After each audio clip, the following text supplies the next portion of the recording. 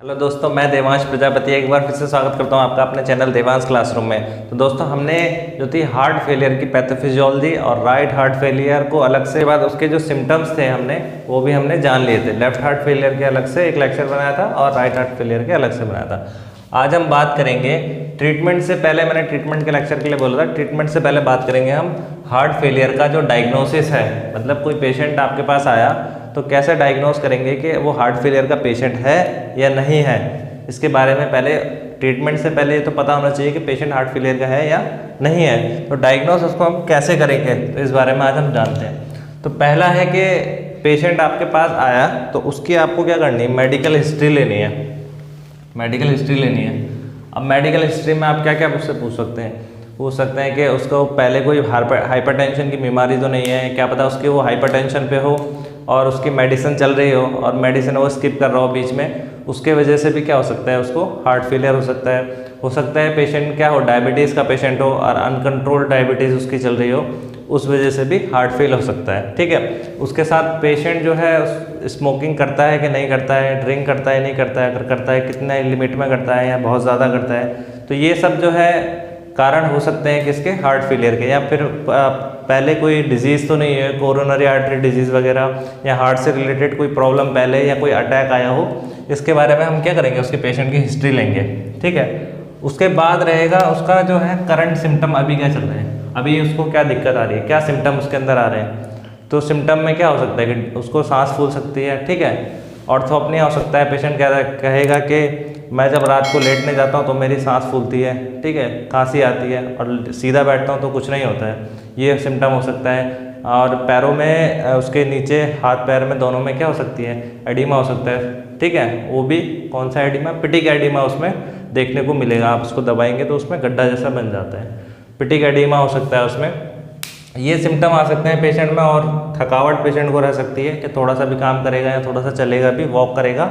6 minute walk test होता है एक। अगर 6 मिनट में आप लगभग 300 मीटर नहीं चल पा रहे हैं अगर, और 300 मीटर आपको 6 मिनट में चलने में सांस फूल रही है, दिक्कत आ रही है, तो वो भी हो सकता है कि आपका जो हार्ट है अच्छे से वर्क नहीं कर रहा है। तो इसमें सिम्टम को हमें देखना है। फिर उसमें जगलर वेन डिस्टेंशन में आपको बताया था, डिस्ट्रेस जो होता है यहाँ पे, जगलर वेन जो होती है हमारी क्या होती है, इंटीरियर जो जगलर वेन है वो काफ़ी हद तक उसमें ऐसा लगेगा आपको जैसे उसमें स्वेलिंग हो गई है, काफ़ी मोटी हो जाती है क्योंकि बैक प्रेशर की वजह से, जो कि मैंने लेफ्ट हार्ट फेलियर में, राइट हार्ट फेलियर में मैंने बताया था उसके बारे में।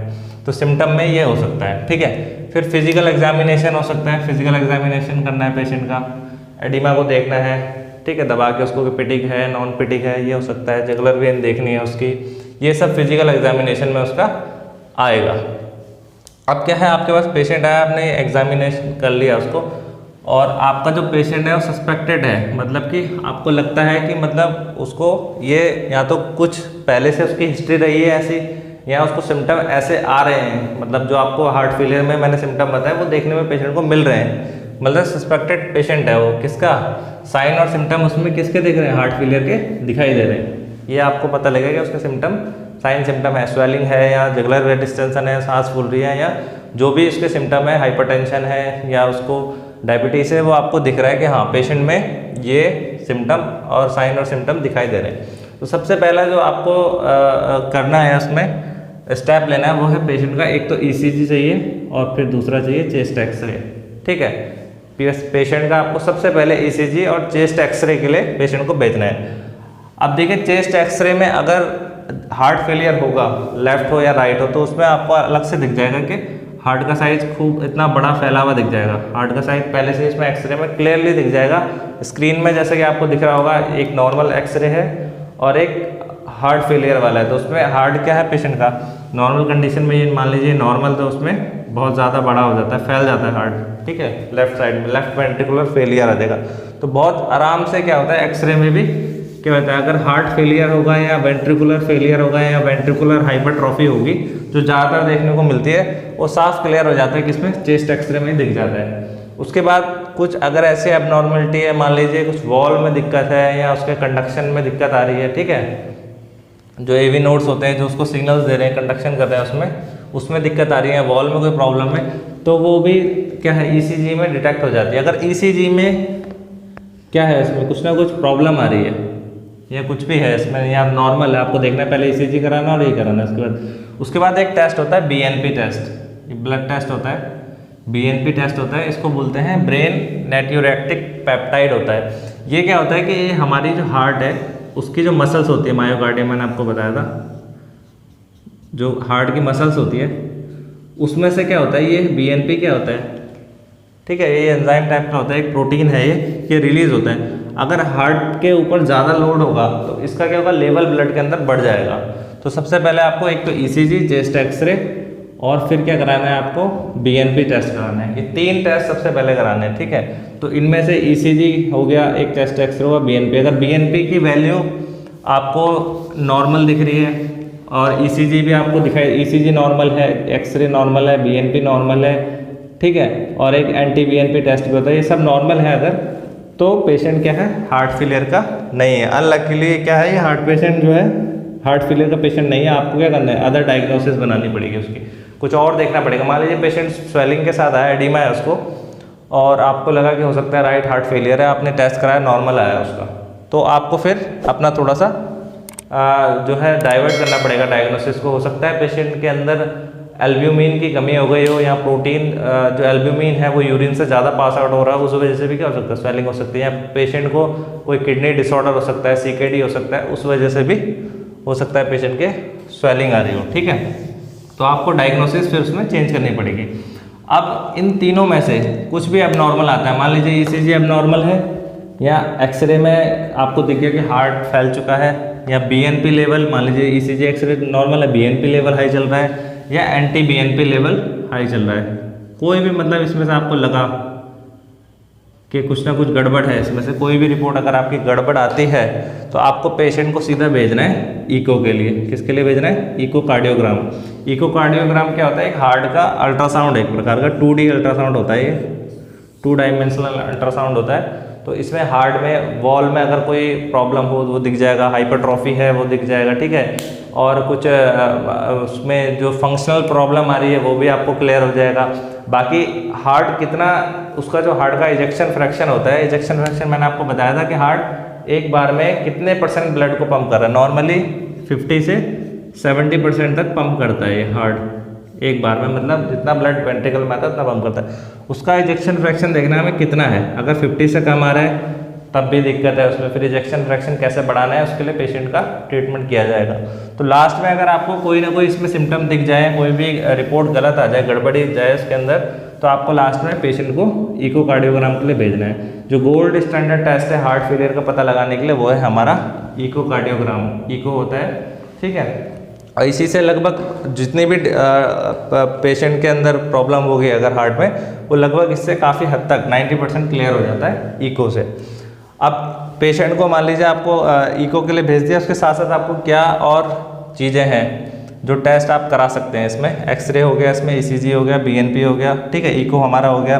फिर एक होता है स्ट्रेस टेस्ट होता है, उसमें क्या करेंगे, आपने देखा होगा जो ट्रेडमिल होता है जिसमें भागते एक्सरसाइज करते हैं, उसमें पेशेंट के चेस्ट लीड लगा के, चेस्ट लीड लगाएंगे, ठीक है, उसमें ईसीजी से कनेक्ट करके पेशेंट को एक्सरसाइज कराते हैं, यानी कि ट्रेडमिल पे दौड़ाते हैं, पहले धीरे चलाएंगे, स्पीड से चलाएंगे। तो उसमें देखेंगे कि पेशेंट जब वर्क कर रहा है तो स्ट्रेस टेस्ट जो है उसमें वर्क कर रहा है जब पेशेंट, तो उस टाइम पे हार्ट पे कितना लोड आ रहा है, हार्ट नॉर्मल वर्क कर रहा है या हार्ट पे लोड बढ़ रहा है, ईसीजी में देख के पता लग जाता है कि हार्ट की क्या कंडीशन है। तो ये स्ट्रेस टेस्ट होता है, इसमें स्ट्रेस टेस्ट भी पेशेंट का हम करा सकते हैं। उसके बाद और भी कोई डिटेल में अगर जानकारी चाहिए तो सीटी स्कैन, एमआरआई करा सकते हैं। फिर एक कोरोनरी एंजियोग्राफी होती है, कोरोनरी एंजियोग्राफी होती है, इसमें क्या कहते हैं, हार्ट की जो आर्टरीज होती हैं उसकी क्या करते हैं, जांच करते हैं कि आर्टरीज में कहीं ब्लॉकेजिंग तो नहीं है। अगर आर्टरी में ब्लॉकेजिंग होगी तो ब्लड सप्लाई कम होने की वजह से भी पंपिंग प्रॉब्लम आ सकती है, ठीक है। और एक होता है मायोकार्डियल बायोप्सी, इसमें क्या करेंगे, हार्ट की जो मसल्स है उसका छोटा सा एक पीस कट करके निकाल लेते हैं और फिर उसकी जांच होती है कि मसल्स में या फिर कोई सेल्स में सेलुलर लेवल पे कोई प्रॉब्लम तो नहीं है अंदर, ठीक है। तो ये मायोकार्डियल बायोप्सी इसमें टेस्ट किया जाता है। ये सब टेस्ट क्या होंगे इसमें करा सकते हैं। मेनली तो हम एक्सरे, ईसीजी और बीएनपी ये टेस्ट मेन है। इसमें सीबीसी करा सकते हैं, इसके साथ आप जो कंप्लीट ब्लड काउंट है, सीबीसी और एचपी ये आप देख सकते हैं करा के। और या फिर हम इसमें जो है CRP टेस्ट भी करा सकते हैं इसमें। CRP टेस्ट से भी काफ़ी हद तक कई चीज़ें इसमें पता लग जाएंगी। अब रिस्क फैक्टर क्या क्या होता है, किन पेशेंट में क्या होता है हार्ट फेलियर के चांस है, वो मैंने पहले ही बता दिया। उसमें एक तो ब्लड प्रेशर का कोई पेशेंट है उसमें हार्ट फेलियर के चांस है। फिर है हमारा CAD कोरोनरी आर्टरी डिजीज, जिसमें क्या होता है इसमें जो भी कोलेस्ट्रॉल वगैरह जो होता है वो आर्टरीज में ब्लॉक हो जाता है, फंस जाता है। फिर डायबिटीज़ है और CKD जो क्रॉनिक किडनी डिजीज के पेशेंट होते हैं उनमें ब्लड प्रेशर की वजह से लगातार क्या होता है हार्ट फेलियर होने लगता है। और स्मोक जो करते हैं और जो ड्रिंक करते हैं, क्योंकि स्मोकिंग और ड्रिंकिंग दोनों ही कंडीशन में BP हाई होगा और BP जहाँ बढ़ने लगा वहाँ हार्ट फेलियर की कंडीशन धीरे धीरे हो सकता है कि पेशेंट को रिस्क फैक्टर्स में रहता है कि हार्ट उसका फेल हो जाए।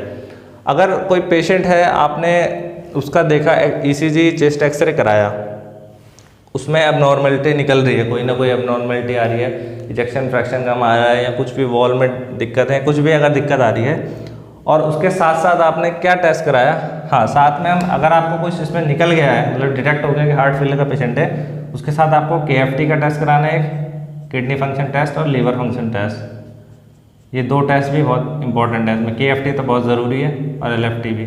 तो KFT और LFT आपको कराना है। तो अगर किडनी फंक्शन टेस्ट कराया आपने, किडनी में भी कोई डैमेज स्टार्ट हो गया है, और LFT कराया लीवर में भी डैमेज है, दोनों में से किसी में अगर डैमेज स्टार्ट हो गया है तो आप ये मान के चलिए कि लगभग पेशेंट को 6 साल हो चुके हैं, मतलब 6 ईयर इसको क्या हो गया पेशेंट को, या अगर ये हाइपरटेंशन का पेशेंट था तो 6 साल से लगातार उसका ब्लड प्रेशर बढ़ा हुआ है, या उसका डायबिटीज़ है तो डायबिटीज़ लगातार अनकंट्रोल चल रही है 6 साल से, लगभग 5 से 6 साल लग जाते हैं आपको पेशेंट को जो उसके ऑर्गन है उस पर लोड आने के लिए, मतलब ऑर्गन डैमेज होने में इतना टाइम लग जाता है। एकदम से ऑर्गन पे इफेक्ट नहीं पड़ेगा। मैंने आपको बताया था हार्ट काफ़ी हद तक कंपलसेट करने की कोशिश करता है, हार्ट रेट बढ़ा के या जैसे भी करके ब्लड सप्लाई प्रॉपर पहुंचाने की कोशिश करता है, लेकिन लगभग 5-6 साल तक अगर वो कंडीशन बनी रहे, ब्लड प्रेशर नहीं कंट्रोल करते हैं, शुगर कंट्रोल नहीं करते हैं, तो फिर ऑर्गन डैमेज इसमें लगभग स्टार्ट हो जाता है 6 साल के बाद। तो ये था हमारा हार्ट फेलियर के डायग्नोसिस के बारे में। तो इसमें पेशेंट का यही है कि पहले हिस्ट्री लेनी है आपको अच्छे से, सिम्टम्स को देखना है, फिजिकल एग्जामिनेशन बहुत ज़रूरी हो गया है इसमें, रिस्क फैक्टर पेशेंट के अंदर है कि नहीं है, ठीक है। फिर आपको देखना है सबसे पहली चीज़ ECG एक्सरे और BNP टेस्ट। अगर इसमें कोई एबनॉर्मलिटी निकलती है तब हमें आगे इकोकार्डियोग्राम की ओर जाना है और बाकी जो टेस्ट बचे हैं उसे देखना है। अगर ये नॉर्मल है तो आपको अपनी डायग्नोस चेंज करनी पड़ सकती है, ठीक है। तो ये हमारा जो टॉपिक था हार्ट फेलियर का, इसमें डायग्नोसिस तक हम पहुंच चुके हैं। इसके बाद जो नेक्स्ट जो उसका हमारा टॉपिक रहेगा वो ट्रीटमेंट बेस पे रहेगा, क्या ट्रीटमेंट है, हो सकता है वो लेक्चर थोड़ा लंबा चला जाए या 2 पार्ट में डिवाइड उसको करना पड़े। तो इससे रिलेटेड आपको अगर कोई क्वेश्चन हो या इसमें कोई दिक्कत आ रही हो या कुछ चीज़ समझ में ना आई हो तो आप नीचे क्या कर सकते हैं, कमेंट कर सकते हैं, ठीक है। और वीडियो आपको पसंद आ रही हो तो लाइक और सब्सक्राइब जरूर करें, ठीक है। Thank you very much.